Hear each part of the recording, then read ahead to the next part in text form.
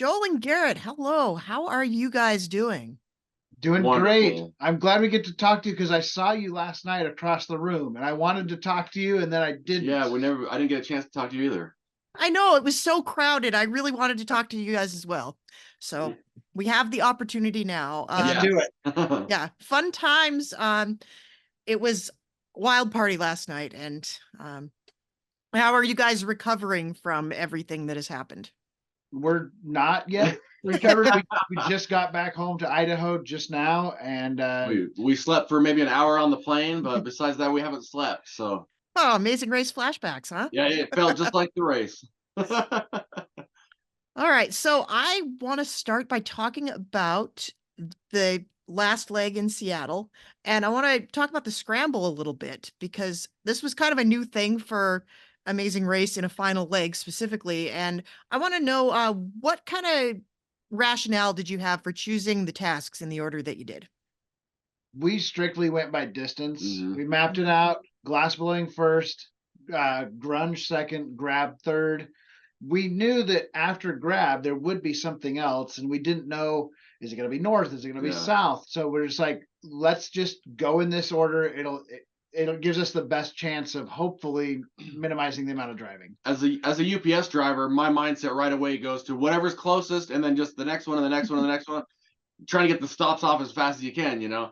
And being that we didn't know where the next step was going to be, we just figured, yeah, whatever's closest to us right now, that's where we'll start, and then we'll head down from there. Yeah, and they didn't give you any indication of what the tasks were, did they? We just No, knew just word the title of grab, yeah, glass, and grunge. yeah. Right. So then at the grunge task, it seemed like the two of you sped through this relatively quick compared to everybody else. And I just want to know, Joel, did Rivers Cuomo reach out to you and ask you to turn in the Weezer Roadie jacket? I'm expecting to hear from him any minute now. Like, dude, you're not on the crew anymore. But yeah. So when we couldn't find the missing component that was inside the amplifier, the whatever that was called, I don't even know, but I felt so embarrassed when we finally did find it because it took us a while to find that, to figure out how to open up the amp and find those and find the missing cords.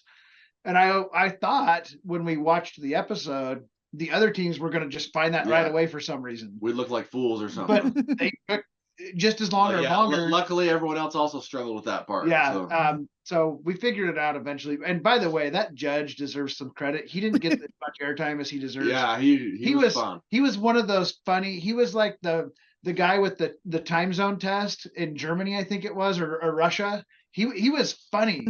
He was just like, "Are you done wasting my time yet?" Like that guy was. Stop awesome. asking for checks if you don't have it right. Well, I always appreciate a shout out to Pencils Down guy. And that's what it was. Pencils Down guy. Yep. That's what it was. That's amazing. The two of you definitely have revealed yourselves to be deep fans of the show. So tell me a little bit about your journey getting to the race. Like, which one of you is the instigator here? It's funny because we both were in different ways. Like, I started watching the show, I think, first, but it wasn't very long before Smythe was watching with his family. I talked about being on the show. We talked about being on the show together, but going back to the beginning of this year in January was when we actually applied. And it was around Christmas time last year that we were having the discussion, like, we should actually apply. And I'm thinking, yeah, we probably will. Maybe we will. And then Smythe calls me up like a week later. He's like, all right, I'm coming over so we can film the audition tape. I'm like, oh, we're doing this. Okay, let's do it. So it took both of us to kind of move that ball forward. I think Strasser was the original instigator. And then as time went on, I finally was like, okay, yeah, let's do it. And so it took teamwork from the very start, you know? Well, you obviously you work together very well. And it seemed to me that you came in with a pretty cohesive plan of who was going to do what and where. And can you tell me a little bit about how you prepared to come on the show? We didn't. Prepared. So as soon as we heard back from the Amazing Race and we started into the casting process, that months-long process, we decided, okay, we got to figure a bunch of stuff out so that we don't have to figure it out on the show. And we did a lot. I'll give you one example. because Smythe is a UPS driver, you would assume he would drive and I would be the navigator. And we went out, his car's a stick shift. We went out to a area that we're not familiar with. And we're only allowed to use our phones for texting, and our wives would text us a location, and that's it. We had to find. It would be like, find a statue in this park. Yeah. And it's a town outside of here where we don't really know it. And so we have to ask somebody, we have to try to find we went to the Chamber of Commerce, got maps, find a map and stop people, asked them, but we couldn't use our phone for anything else except receiving those texts. Well, we found out pretty quickly that while Smythe, yes, he is a good driver, he's an even better navigator than I am. So we switched, and I became the driver and he was the navigator, and we never had to figure that out on the race. That worked from the very first self-drive in LA, from the sign to the Biltmore, and throughout the whole thing. I'm glad we didn't have to waste time. There were tons of other little things we did as well. I mean, we even recorded a bunch of them. We're going to put a video out so that future people can see like all the stuff that they should do to prepare. His wife had bought a cabinet from IKEA, and she took the instructions out and said, "Here you go, put it together." And they already had one in their house that we could use for an example. And so we had to run back and forth and look at it and then go back to it and build. And I mean, so the dragon, 3D dragon puzzle we did, I mean, we chalk a lot of that up to the fact that we practiced doing that before. The bee house, yeah. Yeah. We hiked, there's a big hill outside of town that overlooks Boise. We put on heavy backpacks and went up and down that thing every weekend, multiple times. We did a lot. We knew that this is a once in a lifetime opportunity, and we're not going to waste time. We're going to do everything we can before we get there to already be ready to go.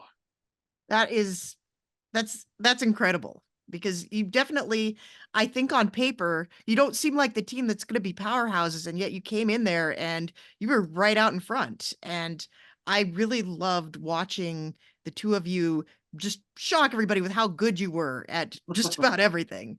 It was really wonderful. All that prep, though, we did a ton of prep, and it was important, but it wasn't even the deciding factor in our success. The deciding factor in our success was focusing on what we could control, because the Amazing Race is all about throwing stuff at you outside. You can't control what's going to happen. You don't know what's going to happen. You have two things you can control: your attitude and your effort. That's it. And that's everything else is just, it just comes at you constantly. But we stayed on top of our attitude and our effort the whole time, and that's what made the biggest difference for us. When you watch the show, like any other season, you'll see certain challenges and you see how they do it, and you're like, okay, I feel comfortable with that one now. But that's not the challenge you're going to get when you're on the race. And so once you get on the race and you start thinking about, I have no clue what's about to happen, it gets stressful. Like, what am I going to do? But like you said, with the positivity and just knowing, whatever it is, we're going to figure it out. That's kind of just what our whole mentality was with the situation. For me, like the river dance, for example, nothing could be further from my strengths. But I knew if I have the right attitude and I put in the effort, I'll get through this. And that's how it was with everything. And you really rocked that. That was, it was one of the harder dance tasks I've ever seen on the show, and you did amazing. So in that vein, on the attitude and the effort, I want to go back to Germany for a minute, and I want to talk about like maybe one of my favorite moments from the entire season. When the two of you assumed that you were out of the race and decided you were just going to roll with it and enjoy the rest of the leg. So after you learned that you were not, in fact, out of the race, how did you get your game faces back on? Oh man. Oh, it comes right back. I know for sure what we did. As soon as that was over and we went back to the hotel that night, we emptied out half of our backpacks, left it all in the hotel. We left water shoes, we left clothes, we left gloves, first aid kit, all this stuff. And this is all like brand new stuff that we hadn't even used yet, But at this point, we're like, we're going to lighten our bags as much as we are not going to be in the back again. And so we left all that. And I mean, our whole mind process at that point is, no matter what we do, we're going to push our way through anything, because I mean, you never know what's going to happen. In that moment in Germany, we thought we knew what was going to happen, and Phil told us, you're still in the race, and we were shocked. He chose, as you know, one of the most awkward ways to tell us we're still in the race. But we did it wasn't that we thought we were eliminated. We knew we were eliminated. Yeah. In our minds, it was over. I was on that lock bridge for 2 hours looking for my lock, and the sun's going down, and there's nobody coming. And I keep thinking out of my peripheral vision, here comes Phil to eliminate me. I look, and it was just a tourist or something. But I wasn't leaving that bridge till Phil made me leave that bridge. And we finish it, and when there's another roadblock, and we're like, yeah, there's we started a detour, yeah. We tore that clue open after the lock bridge, and I was like, no, this has got to be a joke. We just started laughing. We're like, all right, let's go do some mustard. That's amazing. So when there was a point after the bee houses where you had to turn back and pick up your notebook and come back, in the end, did having that notebook there make a big difference at the memory challenge? Rub it in, Jess. Rub it in. Doesn't look like it helped, but it absolutely helped. Yeah, we did do a lot of studying. We knocked out that challenge so fast, and we were 99% right, 98% right. We had 2 canoes that needed to be flipped. We studied that notebook we studied this notebook so much, and we quizzed each other in the hotels the whole plane ride back to Seattle. We were going through it together. But you never know what they're going to ask. And so there's a lot to try to study. And so, you know, you might not focus as much on the titles of the challenges because you're thinking about, okay, what was the guest that welcomed you to the country wearing? What color was their hat? What did the scenery look like? What did the mat look like? Mm-hmm. You know, I mean, there's so much to try to figure out. You know, the Witten coins, you know, what design was on those coins? I mean, we had even drawn a picture of that in our book, because you never know what they're going to ask in the end. And so you try to study as much as you can. And I quote, page 1, leg 1, first clue, who wants to be on top of it all? It's right there. You had it written down. But you weren't allowed to look at it, of course. Oh, no. Correct. Couldn't look at it. But who wants to be on top of it all, and who wants to be above it? Who wants a bird's eye view? Come on. Those are so close. Yeah. So close. Totally understandable. I think any of us would have made the same mistake. And Greg and John mentioned you had a specific strategy for the physical stacking of the kayaks. Can you tell us about that? Once we realized that we were wrong, we didn't know what was wrong, and we started focusing on stupid things that could be wrong. I'm an overthinker, so I'll find anything I can overthink about, and I'll overthink about it. And so, you know, at one of the stacks of kayaks, there was a space at the top, and then the 2 kayaks. And so we had to shift I thought, oh, maybe they need to be moved up to the top. We even there was a kayak where the handle had broken off. There was a handle laying on the ground. I was like, maybe the handle needs to be put back on the kayak. So we could reaffix the handle and say, check. Like, we tried everything except the obvious thing. Yeah, you have 2 kayaks split. Yeah, the simple fact that it's just wrong, you know. And it was, and I'll tell you, we rewatched the episode already, and it's so hard to watch us like just go back and forth, and then they cut to Greg and John, and they're stacking them. They cut to Corey and Rob, and they cut back to us, and we're still standing there looking around. At like, it's hard to watch. I'll tell you.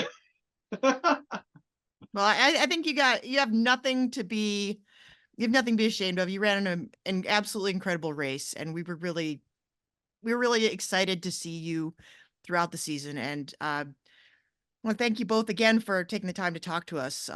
Really appreciate it. Thanks for having us. And I got to tell you just one more thing really quick. Okay, one more thing. In the last few episodes, you saw our motivation for running the race was Smythe's daughter, and how he wants to get a specialized service dog for her. And we didn't know this was going to happen, but when that happened in the episodes, we've got an outpouring of support. Everybody wants to support. How can we help? I created a fundraiser.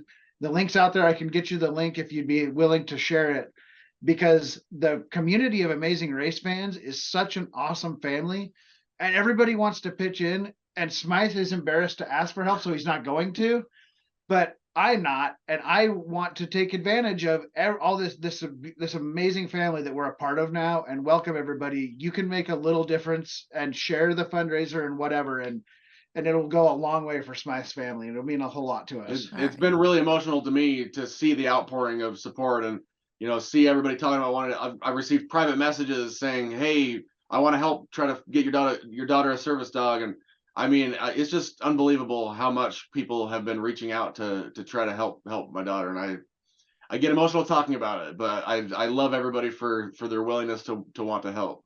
Oh, it's really it's touching, and I did see the fundraiser. I'll make sure we put a link to that in the show notes. Thank you so Thank much. you. All right. Thanks to both of you, and don't be strangers, okay? All Okay, right. sounds good. Thanks.